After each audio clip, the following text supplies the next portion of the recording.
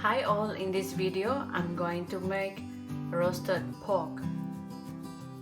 Hello semua, sekali tu aku dekat ngagak babi panggang dalam oven.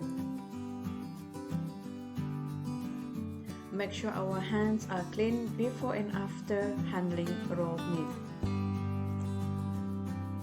Jari mesti kak bersih sebedau ngas pengudah ngintu daging matap. Pat dry the pork meat with kitchen paper or kitchen towel.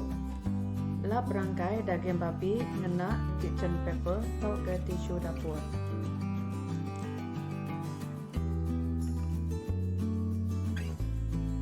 To marinate the pork, rub it with an olive oil, salt, and crushed black pepper thoroughly. Daging babi dekat diperuk dulu dengan olive oil atau minyak masak, garam hingga lada hitam.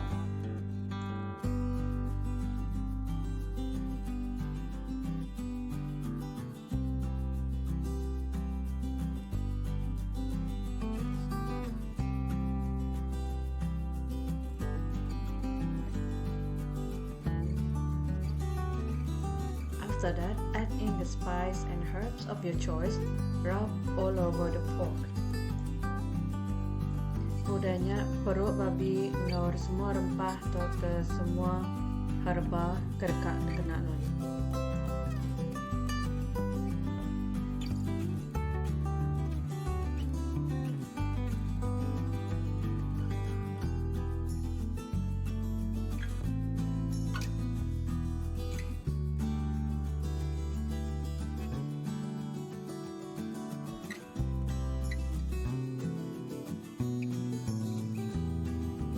Then after that, cover it with a plastic wrap or cling wrap.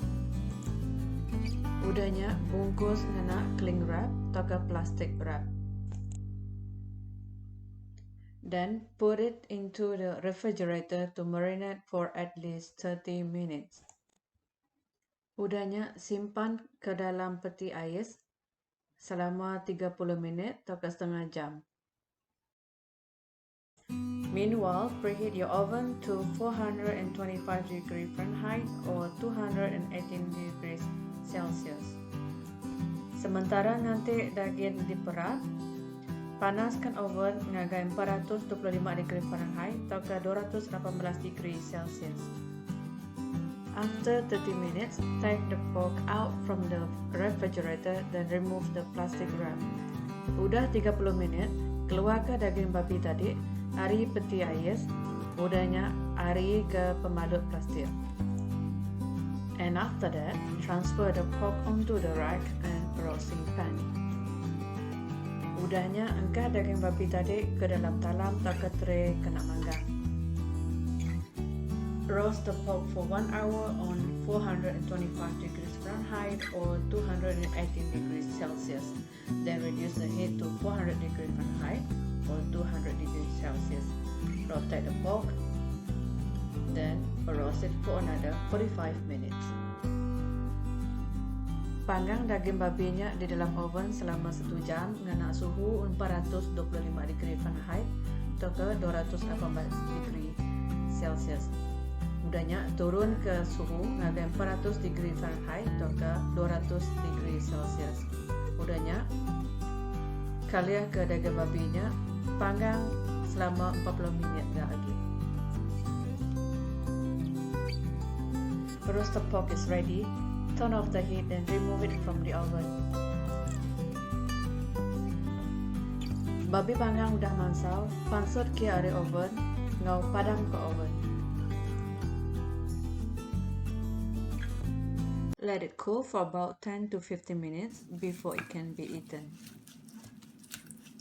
Nanti ia celap mimit selama 10 atau 15 minit sebedau makaya.